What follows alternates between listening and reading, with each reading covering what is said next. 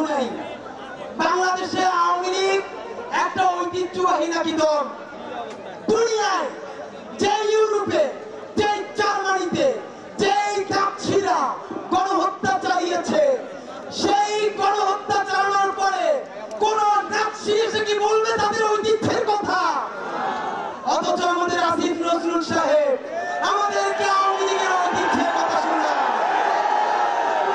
আপনাদের মাধ্যমে আসিফ নজরুল সাহেবকে একটা পরামর্শ দিই, জুলাই জনতা বেঁচে থাকতে বাংলাদেশের কোন নির্বাচনের ব্যালটে নৌকা মার্কা থাকবে না। তবে বিশেষ বিবেচনা আছে, আপনি নিজে যদি নৌকার প্রার্থী হইতে চান, আপনার একটা নৌকার ক্যান্ডিডেট বানিয়ে দেওয়া যেতে পারে।